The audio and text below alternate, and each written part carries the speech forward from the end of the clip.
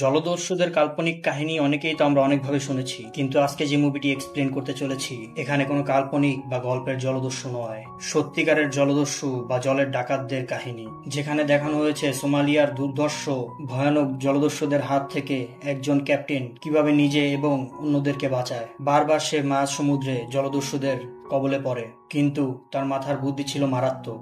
সে এমন প্ল্যান করে, এমন বুদ্ধি করে যেগুলো ডাকাতরা ধরতেও পারে না। আজ আমরা যে মুভিটি এক্সপ্লেন করতে যাচ্ছি তা হচ্ছে ক্যাপ্টেন ফিলিপস। ছবির প্রথম দৃশ্যে দেখানো হয় ক্যাপ্টেন রিচার্ডস ফিলিপসকে, যাকে ঘিরেই এই মুভিটি তৈরি হয়েছে। তিনি একটি জাহাজের ক্যাপ্টেন ছিলেন। এটি ছিল আমেরিকান নেভির অন্তর্গত মালপত্র বহনকারী জাহাজ, যাদেরকে সাধারণত আমরা কার্গো শিপ বলে থাকি। তিনি প্রতিবারের মতো এবারও আফ্রিকার দুস্থ মানুষদের জন্য খাদ্য, পানি এবং প্রয়োজনীয় কিছু জিনিস নিয়ে একটি দীর্ঘ যাত্রায় বের হয়। অন্যদিকে দেখা যায় সোমালিয়ার একটি দ্বীপে কিছু মানুষ, মূলত তারাই ছিলেন জলদস্যু। অর্থ, খাদ্য, বাসস্থানের অভাব পূরণ করার জন্য যে কোনো সামুদ্রিক জাহাজ দেখলেই লুটপাট শুরু করে, আর সমাজের কিছু প্রভাবশালী মানুষ এদেরকে লোভ দেখিয়ে জাহাজ লুট করায়। ইতিমধ্যেই ক্যাপ্টেন ফিলিপস এসে পৌঁছায় সালাহ বন্দরে। সেখান থেকে জাহাজটি রওনা দিয়ে যাবে মোম্বাসার দিকে। মোম্বাসা একটি জায়গার নাম। সমস্ত প্রস্তুতি নেওয়ার পর ক্যাপ্টেন ফিলিপস তার উদ্দেশ্যে রওনা হয় তার সুবিশাল পণ্যবাহী জাহাজটিকে নিয়ে। অন্যদিকে দেখা যায় সোমালিয়ার জলদস্যুরা তাদের শিকার খুঁজতে বের হয়ে গিয়েছে, অর্থাৎ তারা একটি জাহাজ খুঁজছে যেটাকে তারা লুট করতে পারবে। এবং এর কিছুক্ষণ পরেই তারা দূরে একটি বিশাল জাহাজ দেখে। এদিকে ক্যাপ্টেন ফিলিপস তার জাহাজকে সব ধরনের বিপদ থেকে রক্ষা করার জন্য জাহাজের নিরাপত্তা আরেকবার খতিয়ে দেখছিল। জাহাজের রেডার স্ক্রিন হলো জাহাজে এমন একটি যন্ত্র যেটা দিয়ে জাহাজের আশেপাশে অন্য কোনো কিছু রয়েছে কিনা, কোনো বিপদের সংকেত আছে কিনা তা বোঝা যায়। তো সে রেডার স্ক্রিনে দেখে জাহাজের আশেপাশে কিছু একটা দেখা যাচ্ছে। দূরবীন দিয়ে দেখার পরে তিনি নিশ্চিত হন যে দূর থেকে একটি বোট তাদের দিকেই এগিয়ে আসছে। ফিলিপস স্পষ্টভাবে বুঝতে পারছিলেন যে কোনো একটি বিপদ তাদের দিকে ঘনিয়ে আসছে, কারণ সে যেই জায়গায় দাঁড়িয়ে আছে এই জায়গায় ভয়ঙ্কর জলদস্যুদের কথা সে আগেও শুনেছে। আর এই জন্য সে শুরুতে জাহাজকে একটু অন্যদিকে ঘুরিয়ে নিতে বলে এবং জাহাজের স্পিড বাড়িয়ে দেওয়ার নির্দেশ দেয়। কিন্তু বিপদ এখনো কাটেনি দেখে তিনি UKMTO অর্থাৎ আকমোটো সেখানে যোগাযোগ করে। এবার প্রশ্ন হলো, আকমোটো কি জিনিস?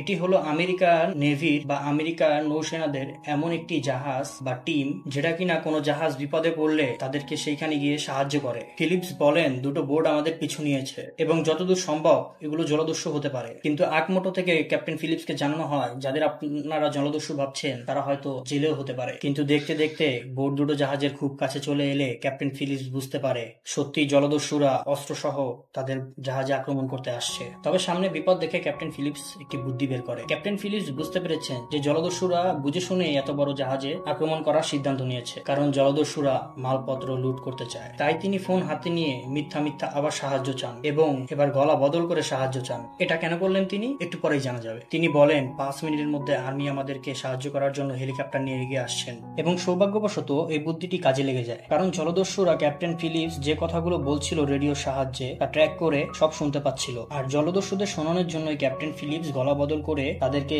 জানিয়ে দেন যে 5 মিনিটের মধ্যে আর্মি আমাদেরকে সাহায্য করার জন্য হেলিকপ্টার নিয়ে এগিয়ে আসছে। এবং এই কথা শুনতে পেয়ে একটি বোট পিছু হটে এবং দ্বিতীয় বোটটিকে পিছু হটানোর জন্য ক্যাপ্টেন ফিলিপস জাহাজের গতি কমিয়ে ডাদিক বাদিক ঘুরাতে বলে এবং দ্বিতীয় বোটটিকে পিছু হটানোর জন্য ক্যাপ্টেন ফিলিপস জাহাজের গতি কমিয়ে ডান দিক বাম দিক আর বিশাল জাহাজের সাথে মোকাবেলা করতে গিয়ে বিশাল জাহাজের ঢেউয়ের সাথে মোকাবেলা করতে গিয়ে জলদস্যুদের বোটটি খারাপ হয়ে যায়। এবারের মতো বুদ্ধির জন্য বেঁচে গেলেও পরে যে এমন বিপদ আবার হবে না তা কে বলতে পারে। তাই ক্যাপ্টেন সমস্ত জাহাজের কর্মচারীদের নিয়ে একটি আলোচনায় বসেন। ক্যাপ্টেন সকলকে নির্দেশ দেন, আমরা দৈনন্দিন জীবনে স্বাভাবিক জীবনে ফিরে গেলেও সবসময় কিন্তু আমাদের সিকিউরিটি এবং নিরাপত্তার দিকটা আমাদের দেখে শুনে চলতে হবে। যদিও আমি খবর দিয়েছি আমাদের সাহায্য করার জন্য কেউ না কেউ চলেই আসবে, তবে তারা যতক্ষণে না আসছে ততক্ষণ পর্যন্ত আমাদের সাবধানে থাকতেই হবে, কারণ এই জলদস্যুরা কিন্তু আবার অ্যাটাক করবে। সেই সময় জাহাজে থাকা কিছু কর্মচারী আপত্তি জানিয়ে বলে, আমাদের মনে হয় জাহাজের গতিপথ বদলে ফেলা উচিত হবে, কারণ একবার যেহেতু আমরা এই পথে গিয়ে বিপদে পড়েছি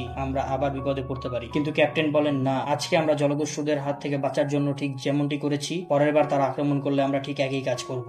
আমাদের বুদ্ধি দিয়ে জবাব দিতে হবে, কারণ বর্তমানে আমরা যেই জায়গায় আছি এই জায়গায় এরকম 5টি বড় বড় জলদস্যুদের দল আছে। এখান থেকে আমরা যেই পথেই যাই না কেন আমাদের জলদস্যুদের হাতে পড়তেই হবে। এবার আমাদের কাজ হচ্ছে মোম্বাসা পর্যন্ত কোনোভাবে এই মালগুলো পৌঁছে দেওয়া, আর আমরা দায়িত্ব নিয়ে সেটাই করব। কিন্তু জানেন তো, যেটা ভয় থাকে সেটাই হয়। এই মুভির ক্ষেত্রেও ঠিক সেটাই হয়েছিল। পরের দিন সকাল সকালবেলা দেখা যায় জলদস্যুরা আবার জাহাজের পিছু নিয়েছে, তবে এবার দুটো নয়, একটি মাত্র স্পিড বোট এসেছিল। এবার ক্যাপ্টেন সমুদ্রের ভিতরে যে সিকিউরিটি গার্ড থাকে, যে কোস্ট গার্ড থাকে, তাদেরকে ফোন করে জানায়। এবার ক্যাপ্টেন ফিলিপস তার সর্বশক্তি দিয়ে চেষ্টা করে জলদস্যুদের তাড়িয়ে দিতে এবং জাহাজের ভিতরে থাকা প্রেসার পাম্প থেকে পানি ছেড়ে দিয়ে জাহাজের গতি দেয় বাড়িয়ে। কিন্তু জাহাজের খুব কাছাকাছি পৌঁছে যাওয়ায় জলদস্যুরা কিন্তু জাহাজের ভিতরে থাকা লোকেদের উপর গুলি চালাতে থাকে এবং দেখা যায় জাহাজের উপরে সিঁড়ি লাগিয়ে জাহাজের উপর 4 জন জলদস্যু উঠেও পড়ে এবং দেখা যায় জাহাজের সাথে সিঁড়ি লাগিয়ে 4 জন জলদস্যু সেই জাহাজে উঠেও পড়ে। তবে ক্যাপ্টেন ফিলিপস এত সহজে আত্মসমর্পণ করা মানুষ ছিলেন না। তিনি জাহাজে থাকা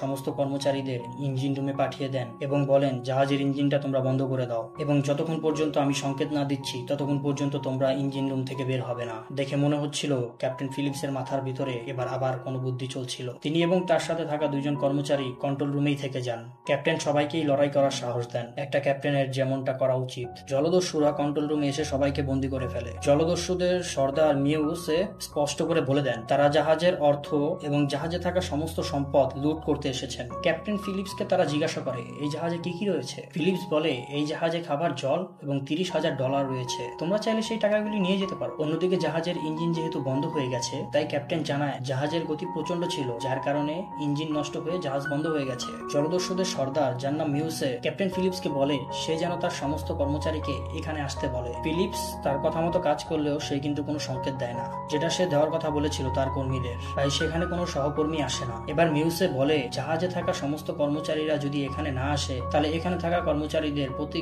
মিনিটে আমি 1 জন করে মেরে ফেলবো। তারা ক্যাপ্টেন ফিলিপসের উপর যথেষ্ট পরিমাণে চাপ সৃষ্টি করলেও ক্যাপ্টেন ফিলিপস কিন্তু কোনোভাবেই তার সহকর্মীরা কোথায় আছে তা স্বীকার করে না। বলেন, বাকি সদস্যরা কোথায় আছে তা আমি জানি না। ফিলিপস ঠান্ডা মাথায় জলদস্যুদের বোঝানোর চেষ্টা করে। এরপর জলদস্যুদের সর্দার মিউসে বলে তিনি সম্পূর্ণ জাহাজে তল্লাশি করবে। ক্যাপ্টেন ফিলিপস তার কথায় রাজি হলেও তিনি বলেন নিচে কিন্তু সমস্ত জায়গা অন্ধকার, সেখানে কিছুই নেই, সেখানে গেলে আপনাদের অসুবিধা হবে এবং আমাদের লক্ষ্য রাখতে হবে জাহাজের ইমার্জেন্সি জেনারেটর যেন কোনোভাবেই বন্ধ না হয়, তাহলে কিন্তু বিপদ আছে। আসলে ক্যাপ্টেন ফিলিপস ছিলেন খুবই বুদ্ধিমান। তিনি খুব ঠান্ডা মাথায় জলদস্যুদের সাথে সহযোগিতাও করছিলেন এবং তার সাথে থাকা ওয়াকি টকির সুইচ অন করে দিয়ে তার কর্মীদেরকে সকল তথ্য জানাচ্ছিলেন। অর্থাৎ তিনি জলদস্যুদের সাথে যে কথা বলছিলেন তা যেন তার কর্মীরা সব শুনতে পায় এবং সেই অনুযায়ী যেন কর্মীরা লুকাতে পারে। ফিলিপস মিউসে এবং তার এক সার্গিতকে নিয়ে এক এক করে জাহাজের সমস্ত জায়গা দেখানোর কথা বলে, কিন্তু মিউসে জাহাজের নকশা দেখার পরে ইঞ্জিন রুমে যেতে চায়। ক্যাপ্টেন ফিলিপস জানতেন জাহাজের ইঞ্জিন রুমেই তার সমস্ত কর্মীরা লুকিয়ে আছে, তাই ক্যাপ্টেন ফিলিপস বলে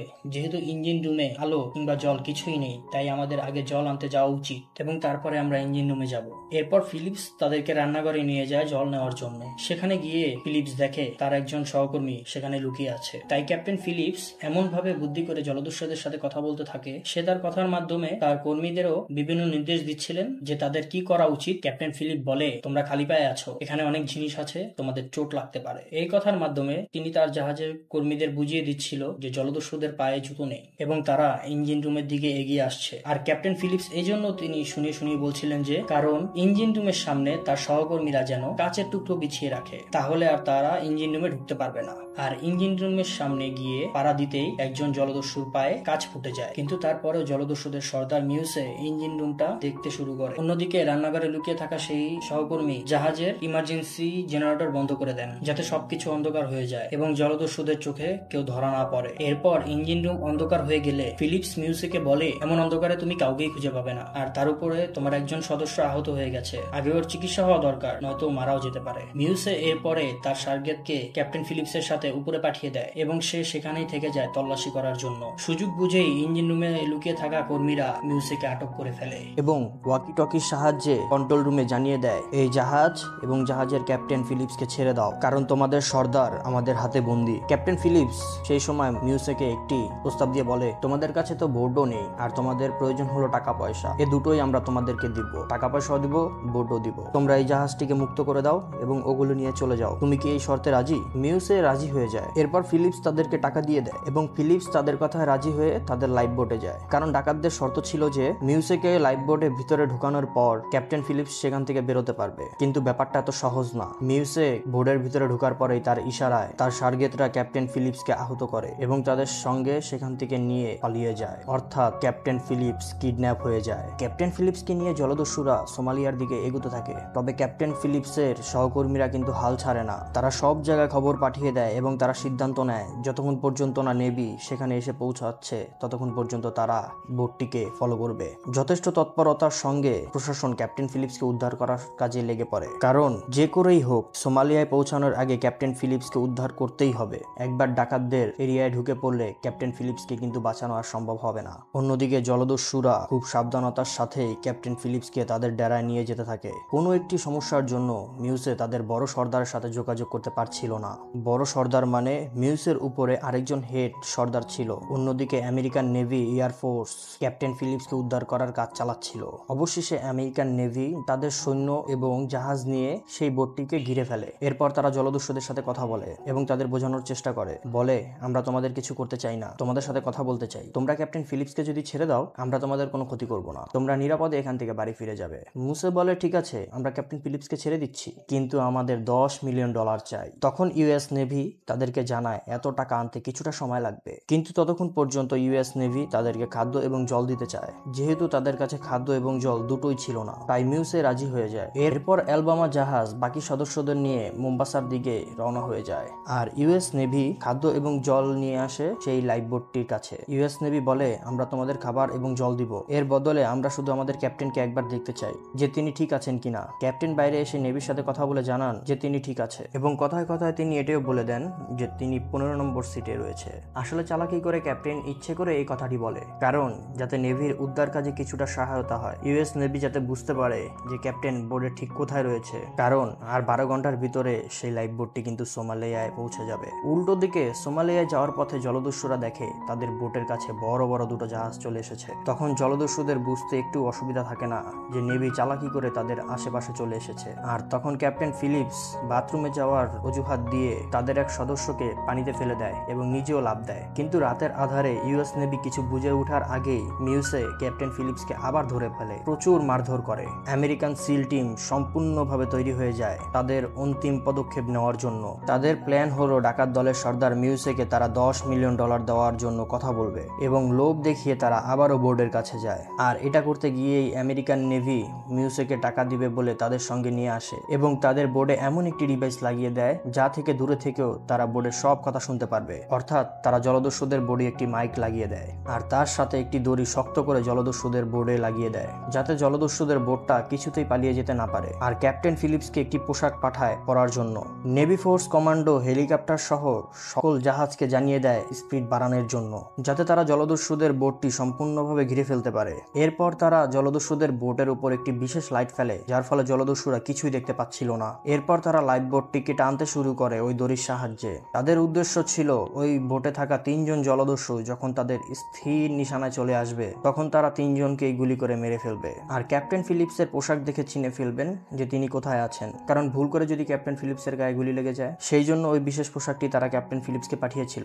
এরপর ক্যাপ্টেন ফিলিপস কাগজে একটি নোট লিখতে গেলে একজন জলদস্যু সেটা দেখে ফেলে এবং তাকে মারধর করে। এ সময় ক্যাপ্টেন ফিলিপস তার সম্পূর্ণ আত্মবিশ্বাস হারিয়ে ফেলে। তিনি ভাবেন হয়তো এখানেই তার জীবনের শেষ।